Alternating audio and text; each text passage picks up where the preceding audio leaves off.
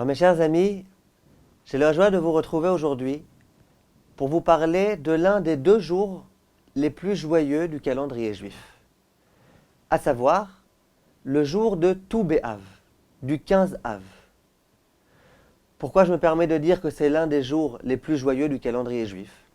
Parce que la Mishnah, dans le traité de Ta'anit, en page 26, écrit la chose suivante. Amar Rabban Shimon ben Gamliel. Voici les propos de Rabban Shimon ben Gamliel. Lo hayu yamim tovim le Israël, ke Tou B'Av ou ke Yom Kippourim.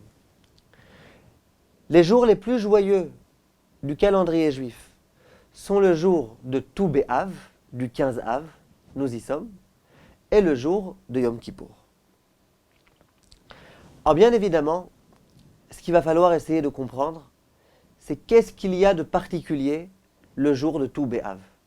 Le jour de Yom Kippour, c'est un jour extrêmement joyeux. On a un cours qui a été donné à ce sujet sur Torah Academy, dans lequel on a expliqué quel est le sens de la joie de Yom Kippour. Vraiment, j'avais l'habitude de dire toujours le jour le plus joyeux de l'année. Mais là, la Mishnah nous dit qu'il y a un autre jour qui fait un petit peu concurrence au jour de Yom Kippour. C'est le jour du 15 Av. Qu'est-ce qu'il y a de tellement joyeux ce jour-là? Le jour de Kippour, Akadosh Baruch Hu expie toutes nos fautes. On se rapproche d'Akadosh Baruch Hu de façon extraordinaire. Je peux comprendre que ce soit un jour joyeux. Mais Tou B'Av, qu'est-ce qu'il y a eu de particulier? Et en dehors de cela, on a à peine eu le temps de se remettre du deuil terrible du Beth Amikdash, qui a été célébré le jour de Tet B'Av, du 9 Av, le jour le plus douloureux du calendrier juif. Et voilà qu'à peine quelques jours après, va venir le jour le plus joyeux. Il n'y a pas un paradoxe ici, un contraste qui est créé par cette Mishnah? Comment comprendre ce qui se passe ici? Qu'est-ce qu'il y a de tellement joyeux et quel rapport y a-t-il entre le 9 Av et le 15 Av? Il faut savoir que la Gemara va justement s'interroger quant au sens de la joie du 15 Av. Et la Gemara va avancer un certain nombre de raisons, d'événements historiques qui vont faire que ce jour est un jour particulier et un jour de joie. L'une des raisons qui est mentionnée dans la Gemara, je vous le lis dans les mots, Tanya, Rabbi Eliezer Agadol Omer, Kevan Shigia Tou B'Av, lorsque le jour du 15 Av est arrivé, Tashash Kocha Shel Hama, la force du soleil va déjà en s'amoindrissant un petit peu. Velo ayu kortim etzim la ma'aracha. Et c'est la raison pour laquelle, à partir de ce jour-là, on arrêtait déjà de couper du bois pour le misbéach. Sur le misbéach, on avait besoin de bois pour consumer les sacrifices, et on se servait d'un bois qui était sec. Lorsque le soleil était puissant, était très fort, le bois qu'on pouvait couper était sec. Et donc on coupait du bois pour s'en servir pour le misbéach.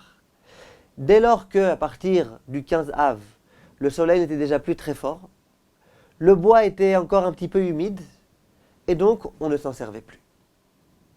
En effet, pour le misbéach, il fallait du bois qui est sec. Pourquoi? Parce que dans le bois sec, il n'y a pas du tout d'humidité. Et donc, il n'y a pas d'insectes qui peuvent se trouver dans ce bois. Par contre, lorsqu'il y a un petit peu d'humidité, il peut y avoir tout type d'insectes qui sont dans ce bois. On n'a pas le droit de se servir d'un tel bois pour les sacrifices. Voilà ce que Rabbi Eliezer Agadol nous explique. A priori, quel rapport? C'est un jour de joie. Le jour où on arrête de couper du bois, c'est un jour de joie. Quel rapport?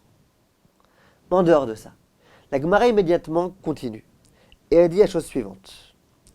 Mikan vaelach, depuis ce jour-là, à partir du 15 Av, Demosif Yosif, celui qui s'investit encore plus dans l'étude de la Torah, celui-là, il grandira énormément en Torah et deviendra un homme érudit. Chez Nomosif Yassif, celui qui par contre n'intensifie pas son étude de Torah à partir du 15 Av, celui-là malheureusement, il mourra, il quittera ce monde.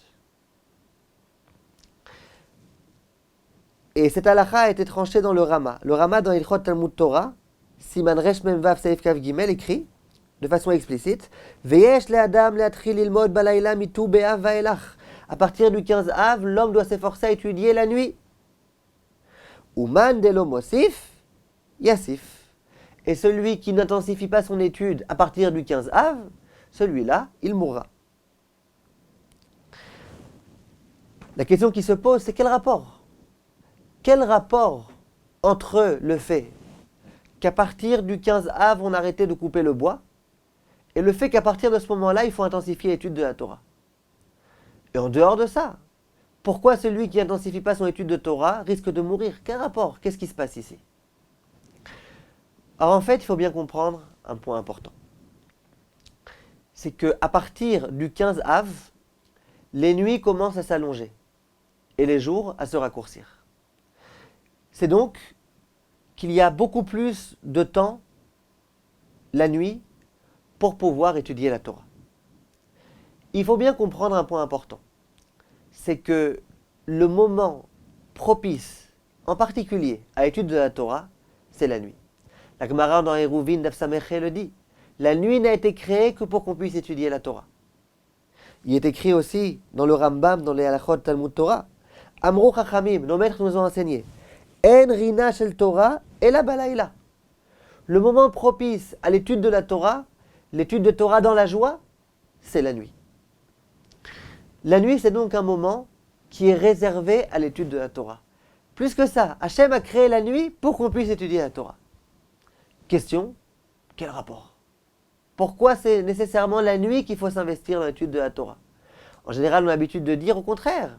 Le matin, on vient de se lever, on est dispo, on peut étudier tranquillement, on a vraiment l'esprit tranquille, on est concentré, on a du punch. C'est le matin qu'on étudie bien la Torah. Là viennent Chachamim et nous disent non, pas du tout. Le moment propice à l'étude de la Torah dans la joie, c'est la nuit. Pourquoi? Qu'est-ce qu'il y a de particulier la nuit? En fait, il faut bien comprendre que la nuit, c'est le moment durant lequel on est le plus tranquille. La nuit, il n'y a pas de travail, en général en tous les cas. La nuit, il n'y a pas de rendez-vous. La nuit, il n'y a pas de téléphone, en général. Les gens ne sont pas censés nous appeler à 11h ou à minuit ou à 1h du matin. La nuit, c'est un moment durant lequel on est tranquille. Il n'y a pas de bruit dans les rues. On peut être tranquille, les enfants dorment. Personne n'est là pour nous embêter. C'est donc le moment durant lequel on peut étudier la Torah tranquillement, sans être dérangé, sans avoir de stress. Tout est fermé, tous les bureaux sont fermés, on n'a rien à faire à ce moment-là. Celui qui s'investit dans l'étude de la Torah à ce moment-là, il peut être sûr qu'il pourra étudier la Torah tranquillement.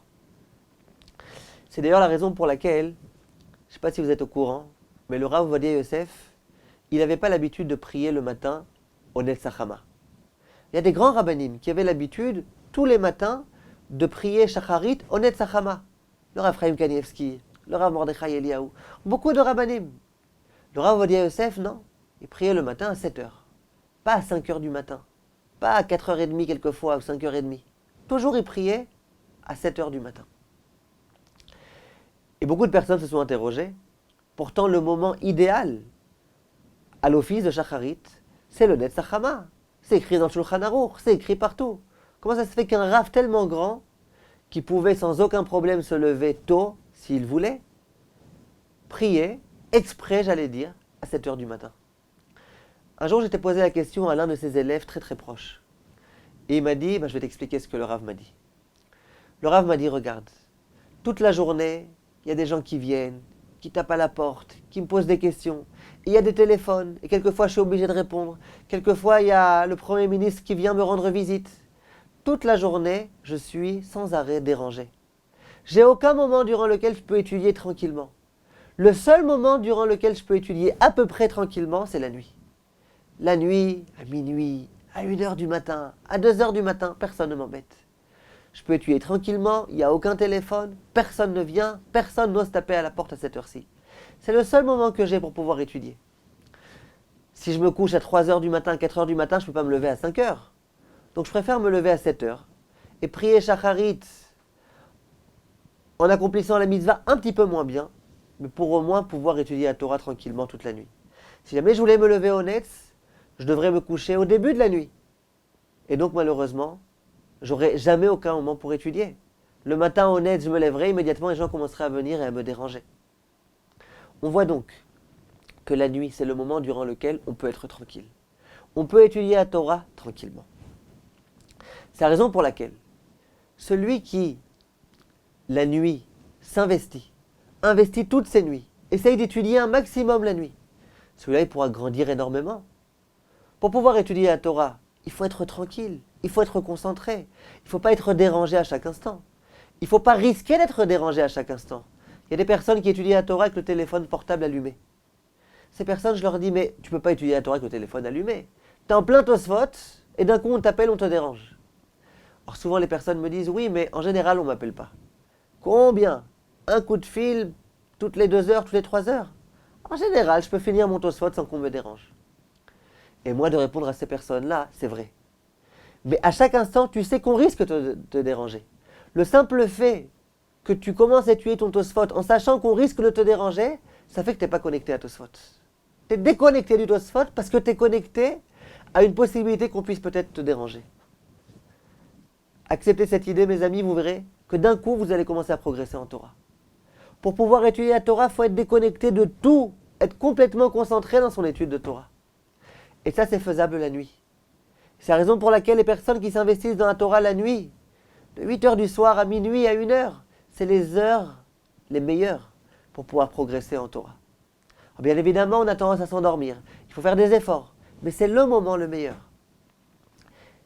Et chaque personne qui s'investit la nuit dans son étude de Torah, cette personne-là, elle grandira en Torah. Le Rav Ben Sion Abba Shaul avait la coutume de dire qu'il ne faut surtout pas perdre ne serait-ce qu'une seule nuit. Ainsi que le Rambam écrit. Toute personne qui investit toutes ses nuits dans l'étude de la Torah, cette personne, elle grandira en Torah. Il disait le Rav Ben Sion, même le Khatan, le soir du mariage, qui étudie un petit quelque chose. Pourquoi? Écrit dans le Rambam toutes les nuits. Toutes les nuits, c'est même la nuit du mariage. La première nuit du mariage. Ça veut dire que la nuit, c'est le moment durant lequel on peut pouvoir espérer progresser en Torah. C'est la raison pour laquelle une personne qui n'étudie pas durant la nuit commence à s'allonger, il y a de longues nuits face à nous, il n'y a déjà plus de travail à l'époque, en tous les cas on ne travaillait plus dès qu'il faisait nuit, c'était l'obscurité totale. Cette personne-là, elle a 2 problèmes. Premier problème, c'est qu'elle ne s'investit pas dans les moments durant lesquels elle aurait dû s'investir. Il y a des moments tellement magiques, tellement beaux. Pourquoi tu ne t'investis pas dans ces moments-là? C'est du gâchis. Tu perds ces moments tellement beaux, tellement propices à l'étude de Torah. Mais plus que ça. Une personne qui la nuit n'étudie pas la Torah, d'une certaine façon, elle méprise la Torah. Pourquoi?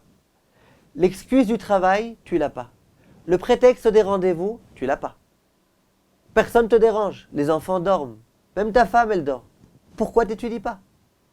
Comment ça se fait que tu as des moments tellement beaux, tellement forts, durant lesquels tu pouvais étudier la Torah? Pourquoi tu n'étudies pas?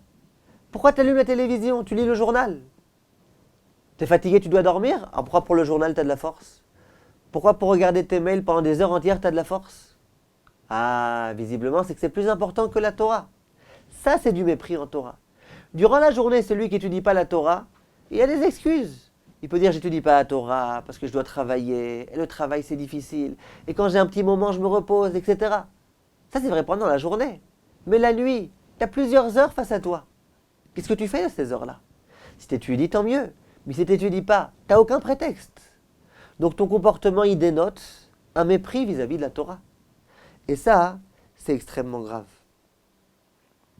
Le Pélé Yoetz dit que l'homme, lorsqu'il parle, il crée un témoin.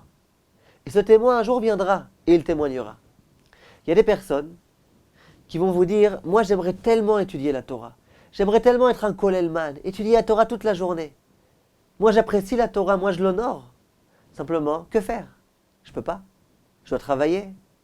J'ai des rendez-vous sans arrêt. Comment? Je ne peux pas, je n'ai pas le temps. » Dit le Pélé Yoetz, cet homme-là, au moment où il a tenu ce discours, il a créé un témoin. Il y a un témoin qui va l'attendre. Quand ça? Le Shabbat. Le Shabbat, il n'y a pas de travail. Est-ce que tu vas étudier ou pas? La nuit, il n'y a pas de travail. Tu vas étudier ou tu vas regarder la télé? Les vacances, il n'y a pas de travail. Tu vas vraiment étudier comme tu le dis? Toi qui apprécies tellement la Torah ou pas? Si effectivement, dans ces moments-là, tu étudies la Torah, parfait. Même les moments où tu travailles, ça prouve que la raison pour laquelle tu travaillais, c'est parce que tu n'avais pas le temps pour étudier. Et d'une certaine façon, on considérera ces moments comme si tu avais étudié. Qu'est-ce qu'on peut faire? Tu n'avais pas le choix. Par contre, si jamais à ces moments-là, tu n'étudies pas, alors là, ça prouve que tout ce que tu disais, c'était d'une certaine façon un petit peu du mensonge. Et c'est dans ce sens-là qu'on va pouvoir comprendre une Mishnah de Pirkei Avot, qui nous dit Haneor Balaïla, celui qui est réveillé en pleine nuit, ou Mefane Libo Levatala, et qui pense à tout type de choses autres que Torah, qui perd son temps, qui a des pensées futiles, Areze Mitraev Benafsho. Celui-là, il met sa vie en danger. Pourquoi on a besoin de dire que celui qui pense à des choses futiles en pleine nuit quand il est réveillé? On aurait pu dire ça en journée. Réponse de Chazal, non. C'était la nuit. La nuit, personne ne te dérangeait. Il y avait un silence total. Tu pouvais vraiment te concentrer dans ton étude de Torah. De surcroît, tu étais réveillé. C'est pas que tu devais dormir, que tu étais fatigué. Tu étais réveillé. Donc tu étais réveillé à un moment où personne ne te dérangeait, personne ne te faisait la discussion, personne ne t'embêtait. Si à ce moment-là, tu penses à des idées futiles, tu perds ton temps, ça c'est gravissime. C'est gravissime parce que ça montre que tu méprises la Torah. Et il n'y a rien de pire que de mépriser la Torah. Voilà de quelle façon on peut expliquer cette Mishnah. Lorsqu'il n'y a pas de prétexte, lorsqu'il n'y a pas d'excuse, qu'est-ce que tu fais? Si à ce moment-là tu n'étudies pas, c'est un mépris très grave pour la Torah. À présent, on peut en revenir à notre cher Tou B'Av. Que s'est-il passé le jour de Tou B'Av? Vient Rabbi Eliezer Agadol et dit, ce jour-ci, enfin, on a arrêté de couper du bois pour le Misbéach. Et on s'est interrogé, qu'est-ce qu'il y a de tellement joyeux de ce fait? Il y a deux explications. Le Rashbam donne une explication très belle. Il dit que à chaque fois qu'on finit quelque chose, qu'on parachève l'accomplissement d'une mitzvah, on se réjouit énormément. On finit l'étude d'un traité de Gemara, Siyum Masechet. Et bien là c'est pareil.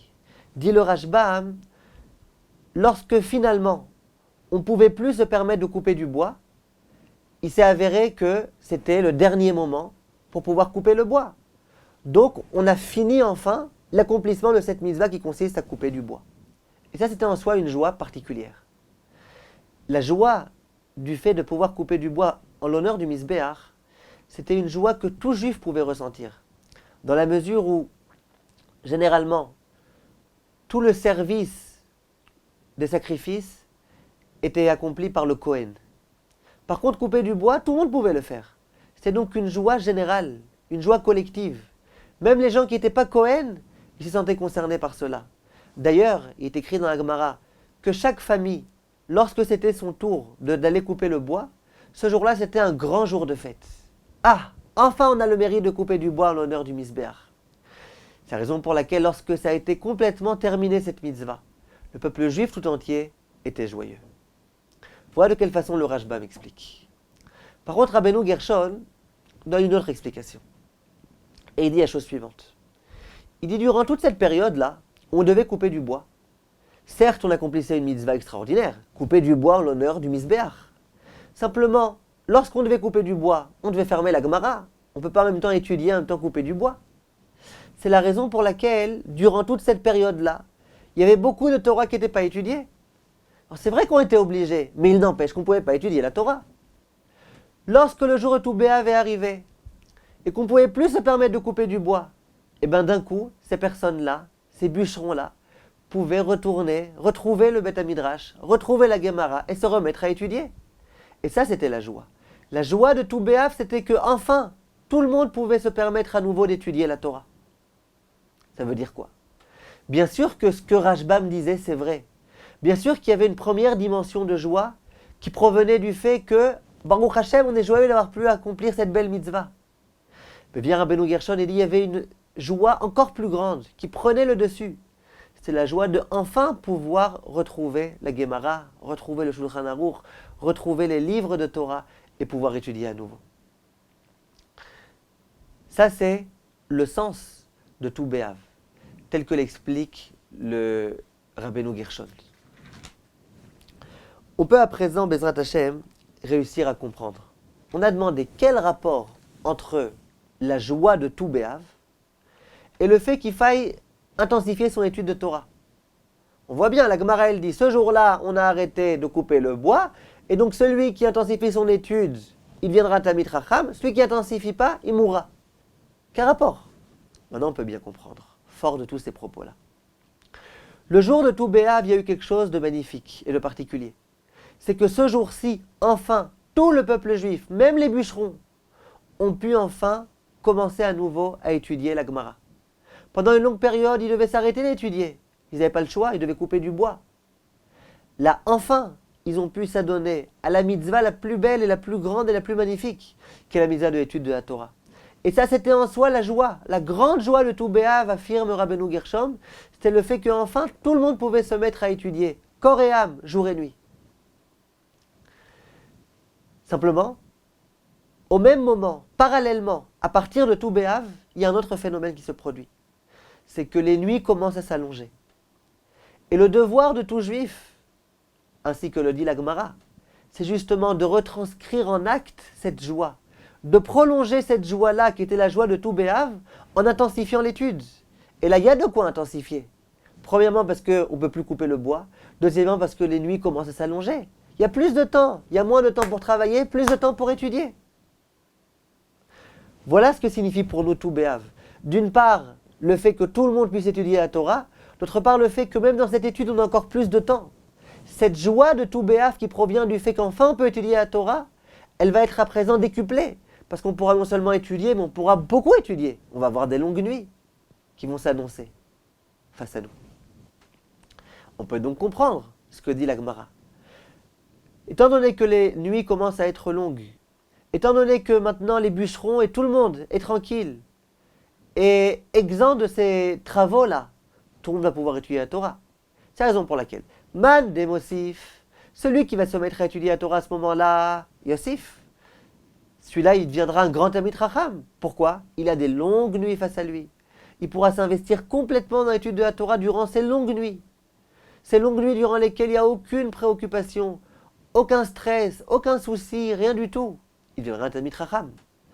Par contre, celui qui chas v'shalom man de lo mosif, celui qui n'intensifie pas son étude de Torah à ce moment-là, que se passe-t-il?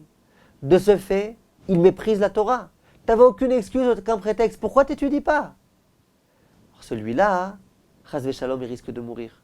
Pourquoi mourir? Parce que c'est gravissime ce qu'il fait. Il méprise la Torah. Il n'avait aucune excuse, rien du tout, pas de travail, rien. Pourquoi tu n'étudies pas?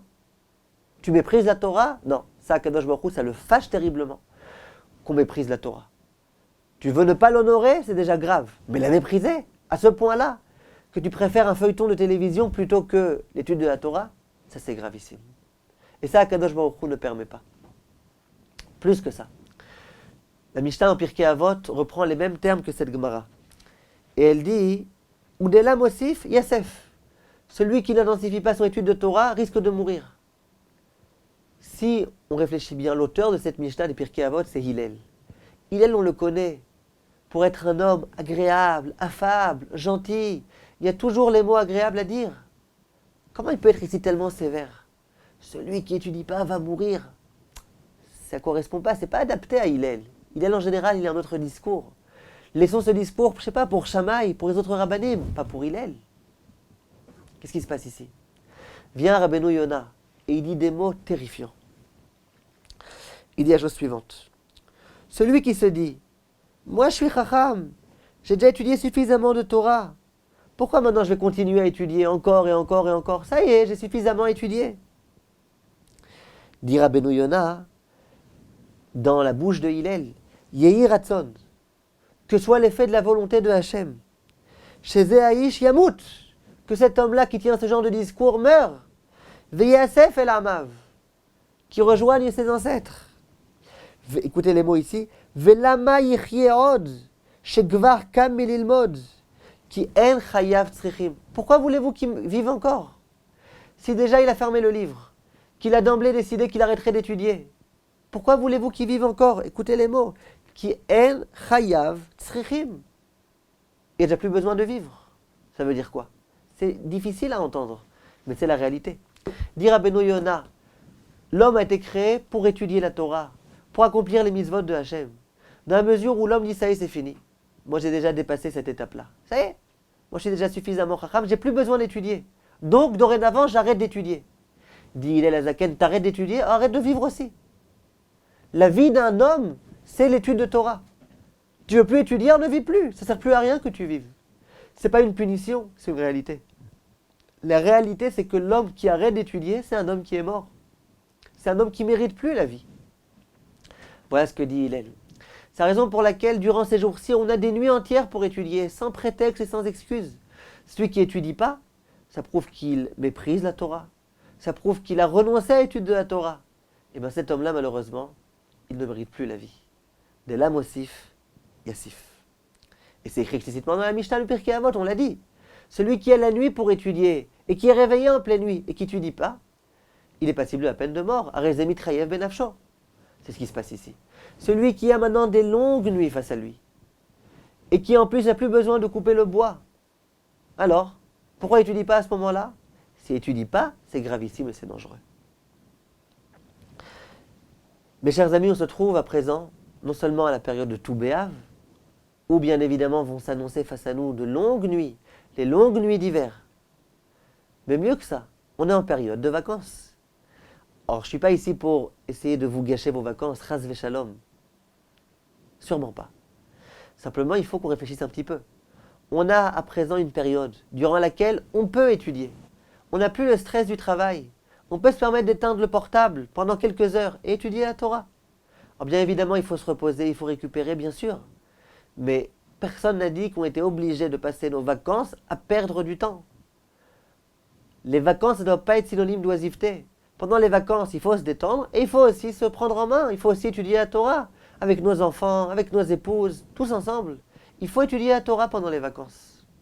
Et si chas v'shalom, une personne ne saisit pas cette occasion-là, qui est l'occasion des vacances, les nuits de vacances, vous imaginez un petit peu les nuits de vacances, on a du temps face à nous. Et bien malheureusement, c'est un mépris pour la Torah, et c'est gravissime. Donc il faut s'efforcer pendant cette période de vacances d'intensifier l'étude de Torah, un maximum. Si on peut étudier 1 heure par jour au moins, c'est quelque chose de fabuleux, d'extraordinaire, et qu'il faut à tout prix faire. On peut maintenant comprendre le rapport qu'il y a entre Tisha B'Av, dont on vient de sortir, et Tou B'Av, qui est la fête actuelle. Et on peut comprendre comment la Torah peut nous demander de passer d'un jour tellement triste à un jour tellement joyeux. C'est qu'en fait, dit le Al-Shir, Tou B'Av, c'est la réparation de Tisha B'Av. Dans la mesure où l'origine de Tisha B'Av, ce qui nous a valu la destruction du temple, c'était, ainsi que l'affirme la Gemara, le fait que les Bnei Israël ont méprisé la Torah. On a tout un cours sur le site au sujet de Tisha B'Av à ce sujet-là. La raison pour laquelle le temple a été détruit, c'est parce que les Bnei Israël méprisaient la Torah, qu'ils la galvaudaient. Ils ne récitaient pas les bénédictions sur la Torah le matin, parce que pour eux, la Torah n'avait aucune espèce d'importance. La Torah ne se résumait qu'à une science comme une autre. Et ça a entraîné la destruction du Beth Amikdash. Pourquoi? Pour plus de détails, regardez cette conférence-là, j'ai expliqué en long, en large, en travers pourquoi. Mais en tous les cas, le Beth Amikdash a été détruit à cause de ça. Vient Tou B'Av. À partir de Tou B'Av, on peut intensifier l'étude de Torah. Il y a des longues nuits face à nous. La réparation du Beth Amikdash, la reconstruction du Beth Amikdash, elle commencera à partir du moment où on honorera la Torah. On estimera la Torah. C'est la raison pour laquelle vient Tou B'Av, le moment propice à l'étude de Torah. Le moment à partir duquel on intensifie l'étude. Le moment à partir duquel on est complètement exempté de couper du bois. Le moment à partir duquel on a des longues nuits. Et c'est ça la joie de Tou B'Av. La joie de Tou B'Av, c'est d'enfin pouvoir étudier la Torah. Les personnes, Bezrat Hashem, qui se renforceront à l'étude de Torah à partir de Tou B'Av, ainsi que la halakha le demande. Ces personnes-là, non seulement elles mériteront la joie de la Torah, puis Koudé Hashem, Yesharim et Samchelev, la Torah elle réjouit le cœur. C'est pas que le Tou B'Av qui sera un jour de joie. Le Tou B'Av, ça sera qu'un lancement dans cette joie particulière, qui vous accompagnera pendant tout l'hiver, Bezrat Hashem. Mais plus que ça, grâce à Tou B'Av, grâce à la bonne compréhension de ce qu'est l'étude de Torah, grâce à l'honneur qu'on donnera, qu'on accordera à l'étude de la Torah, grâce à ça, on pourra reconstruire le Beth Amikdash. Le Beth Amikdash qui a été détruit parce qu'on méprisait la Torah, c'était à Tisha B'Av. À Tou B'Av, on commence à investir nos nuits dans l'étude de la Torah. C'est de cette façon-là qu'on pourra reconstruire B'Ezrat Hashem le Beth Amikdash. Bekarov Mamash. Amen ve Amen. Merci de votre attention. À bientôt.